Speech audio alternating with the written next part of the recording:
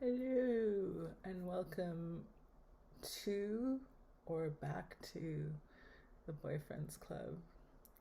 I am God Fissa, and my hair is on point today. Wonder I'm getting dirty looks. She looks cute.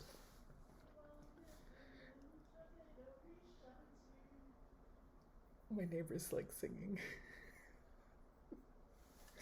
Go off, bitch.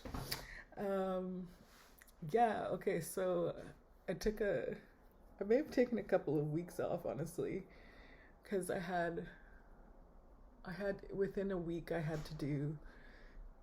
I didn't have to do it. I did it to myself, but I wanted to honor them and not leave them out because they were some of the best. But um, two of I did two boyfriends that died, and I think it just like spiraled me a bit, and I couldn't pick this back up again because it didn't feel fun. Um, but all the respects have been laid now, and um, I'm actually like going to one of their funerals in a couple of weeks. So yeah, that's real. Um, Parched. So today is a fun one though, and one I think that my boyfriends that are in heaven would appreciate as well, because they don't know it actually. Um, so oh well, maybe that's not true. They know part of it, but today's boyfriend, you know, one of the ones that's a tenuous relationship. Like I'm not. I haven't dated all these people. It's like a turn of phrase. I wish I could remember like which friend and I would do this all the time, but it was just like be my boyfriend, be my boyfriend. It didn't matter the gender or the situation. Like someone would give us extra sauce at McDonald's and we'd be like be my boyfriend. So it's not like we don't even need to have met. Actually, this one I haven't formally met, but um it I don't know how I should tell this. No, it's good to say in the first bit what this is about, isn't it? For the internets, for the algorithms. Um, Algorithms. Uh, this boyfriend number 10? 10 out of 10. 10 out of 10. Let me just consult my list. Identify my face and let me in. Um, Sorry, I'm not prepared, but I brought this on myself, and I can't remember numbers. Yeah, Sandy was 9, so number 10 is Hova, the Hove, the J to the Z, Jay Z. Um, so this was when I was still in the Caribbean. So um, I was, I think what had happened was that I was day drinking at another bar, maybe that was close by. I wouldn't be day drinking by myself though. So I think I was still 17 or freshly 18. Um, but I, I just know that I was super early to go to the club that I went to on the weekends to be a shooter girl. Like that's when the guy got like thrown up against the wall and they tried to knife him. My family, my dear family, and Sandy. Uh, well, my uncle, I guess. Uh, Up Uncle Bobby. And yeah, so there was like I'm a little confused about how it went because I don't remember really getting there, but maybe I just got dropped off early. And so I went into a nearby casino to kill some time. I don't really like gambling because I'm poor, so it just doesn't seem like a fun thing. Maybe if I had a lot of money. No, I don't even think if I had money that it would be a fun thing to do for me. Like, I think it's just, it would be an insult to my former poverty. But, wow, I sound so, that's such a posh way to say something so poor. Um, but anyway, I walked into this casino because casinos in St. Martin, or other places too, I'm sure. The alcohol is so cheap on the island that they will just give you free drinks so that you're gambling drunk. So there's just like waitresses walking around with drinks. Which, like, I sold our tequila to a casino to be like a free drink, which is, that was a whole different other story. I was in this scary basement with one man making deals. Like, I've been places I never should have been at certain ages, or ever, really. But anyway, I walk into this casino, and it's not a special casino. It's not a fancy casino in any way. It's just near the airport and near the water, or near the, in St. Martin, the airplanes, that in order to land the airplane, they have to come over this beach, which I think is like named, I don't know what the name is of it, but it's something to do with this. The only way that they can land on the island is to go very close to the beach. And then there's like beach, a little road, a fence, and then the tarmac. So the plane, like, you can basically feel it go over you if you're on the beach at that time. I didn't really like doing that because it freaked me out. But there's another island, I think it's St. Lucia, that it's kind of like trying to land in a volcano, and so they circle around as far as low as they can, and then they cut the engine and just plummet so that they can get close enough to get into the tarmac, which is, I hope it's not still that way. I don't know why. I don't know. It seems like there could have been a better solution to that, but it sounds terrifying.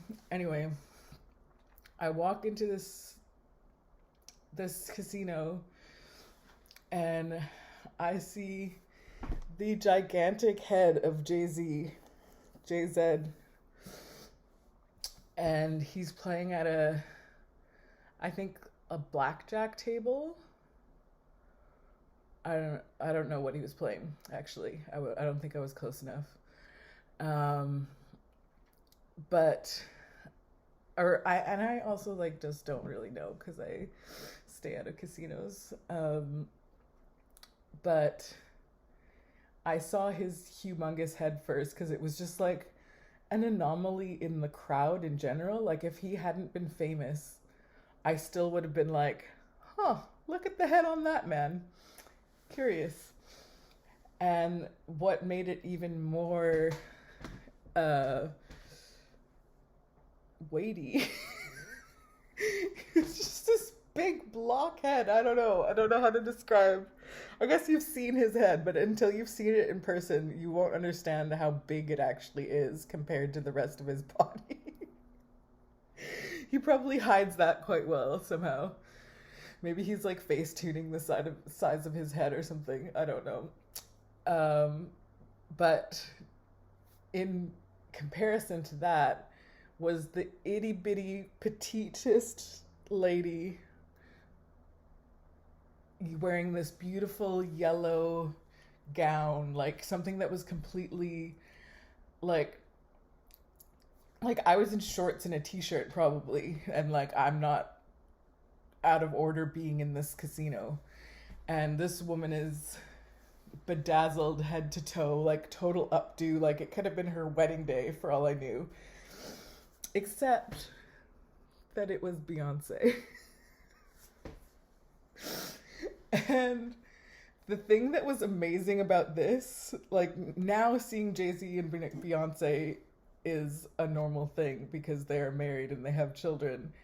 But this was the early 2000s. So they were still pretending to just be friends. So I actually saw something that the world didn't know, at large didn't know.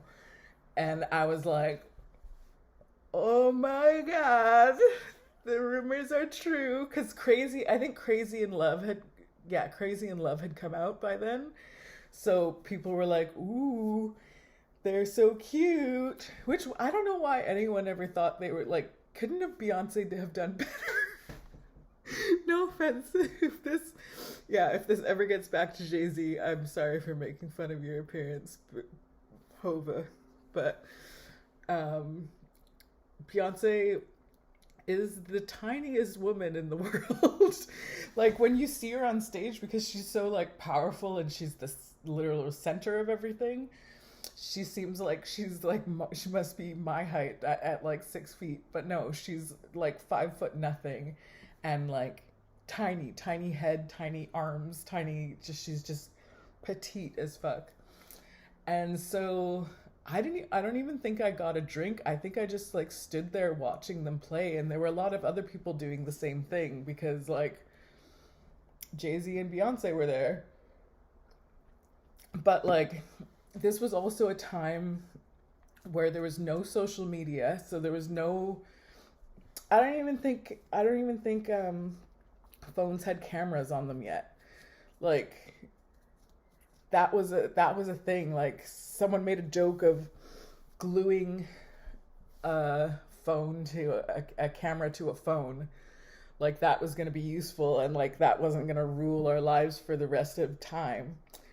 So they couldn't really be caught red-handed together. And so they were comfortable. They didn't really mind that people were just watching because like, well, who were we going to tell and how? Because also like the internet was empty. Like Sandy and I from the last story, rest in peace, we used to sit at the computer and just think of things to Google and see if there was any information. So it would be like lollipop, pug dog, weed. Like there was nothing on the internet. I think Perez Hilton did exist, but like I didn't even no, I hadn't. I had a Hotmail. That's a lie. I had a Hotmail because you needed a Hotmail to go on Messenger, and now I'm aging myself. But whatever, you could figure out my age in your own time. I'm not embarrassed of my age. I just want to annoy people.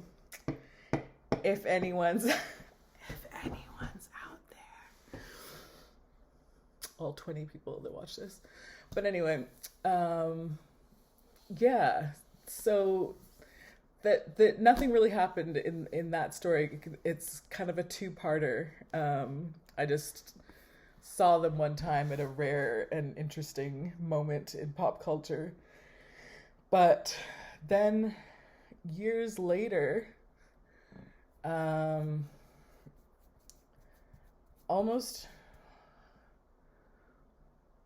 years later in my 20s, in my like mid to late 20s, I was living in London, and I started out as a nanny. This is a whole other story. My lore is long. I was working as a nanny for 2 lovely little kids, and their mom was a producer of commercials and some other things. Let's say it was like fashion and music stuff. And there was a hurricane, or was it a hurricane? There was some sort of natural occurrence that shut down productions in New York.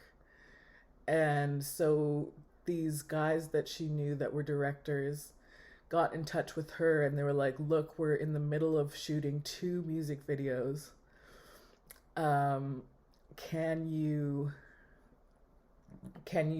help us finish them, but in London? And so that's what we happened to be doing that week or whatever. So we did 2 music videos back to back, and I guess like it's like statute of limitations. I can say what they are now, but they were both called Radioactive. So one was Imagine Dragons Radioactive, and the other one was Rita Ora, also Radioactive. And I don't know how to tell this story actually. Both were really fun.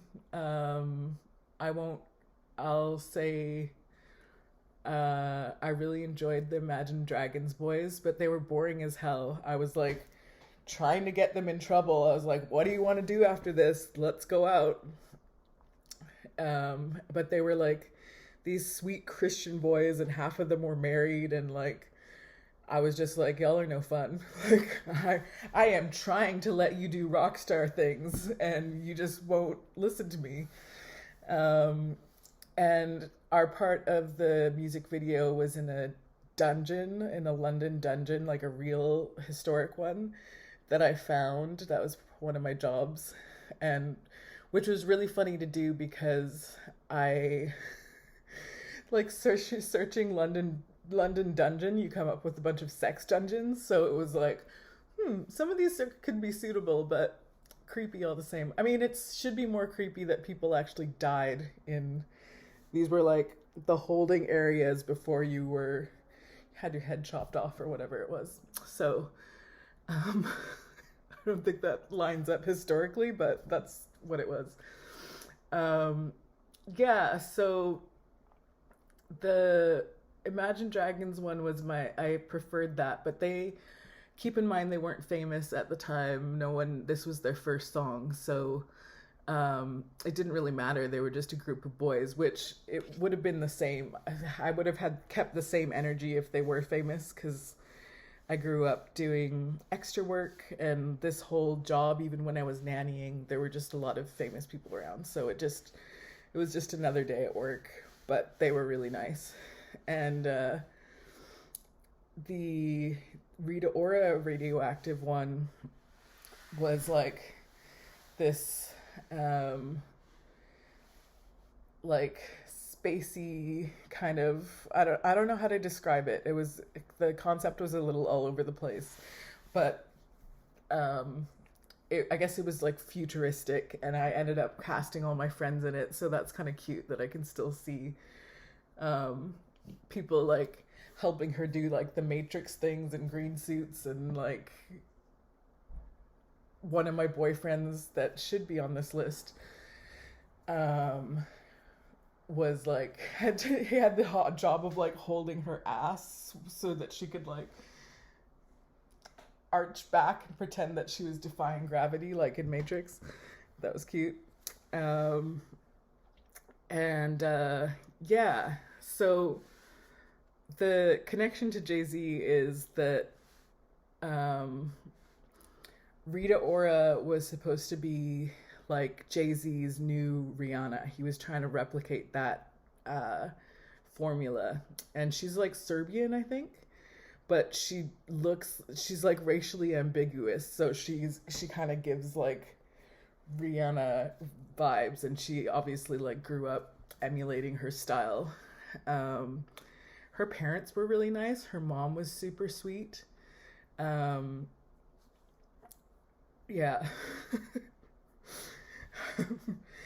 Not the biggest Rita Ora fan, but yeah, so some things were difficult about it, but like I guess that's just young people pretending to be stars. Or some people feel like if they're difficult that it makes them seem more important, but it's just like someone like me having to do more work. And one thing that was cool though, but was also like kind of, I thought, geez, calm down, was that her wardrobe that was brought was like a full room of options, like boxes and boxes. Like they couldn't even put them on the hangers that were there.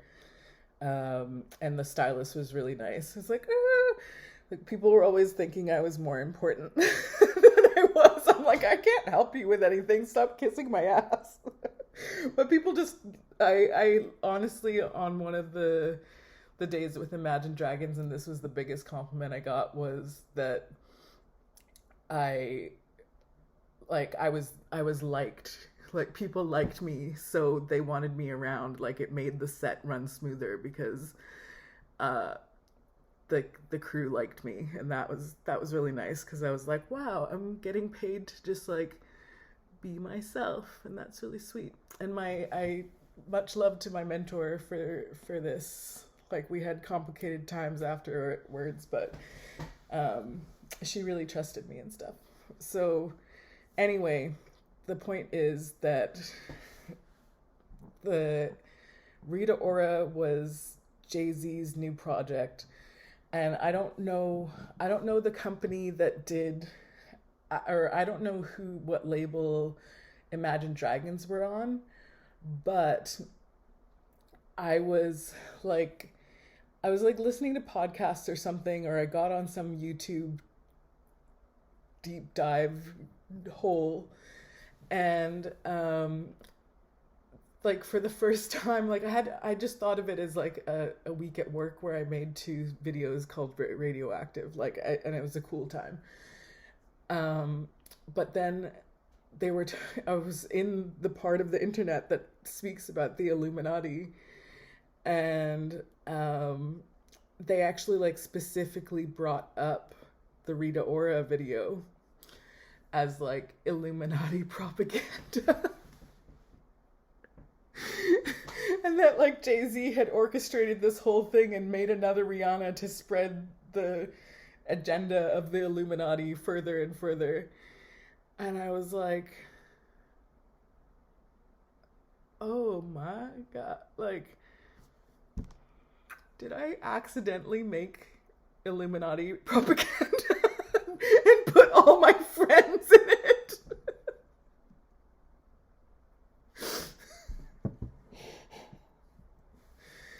The answer is yes. I think so. Yeah. I'm pretty sure that I did. Now, whether or not the Illuminati is real or not, the propaganda is well produced, okay? People work hard on it. And then this one isn't very funny, but stranger still was that did you ever did if you've ever, I don't know how to search it up. Well, I do. I just don't want to look at it again, but there's a video with the lead singer of Imagine Dragons, and he's like having a breakdown, and he's crying, and he's like, it looks like he's hiding in a closet or something, and he's like, the Illuminati's real, everything's real, Harry Styles is the treasurer, da da da da. And this guy is like, he's the most boring person I've ever met. Like like uh, respectfully, um, like not on drugs, not even drinking, married since he was like 21, like like Imagine Dragons in general, I think, is actually Christian rock. Don't quote me, but yeah, he's like having a freak out, and then he hasn't really been like seen since then, except like with some girlfriend that people are calling a handler because he had that breakdown. And so I think that both of them were Illuminati. They both had the same name, and like plenty of triangles, I guess. So who knows? There's nothing I can do about it now except hope that the Illuminati doesn't get to me. But I guess like I shouldn't have put it here if I want them to leave me alone. Anyway, so that's how I found my boyfriend Jay-Z, and I'd like to give him back.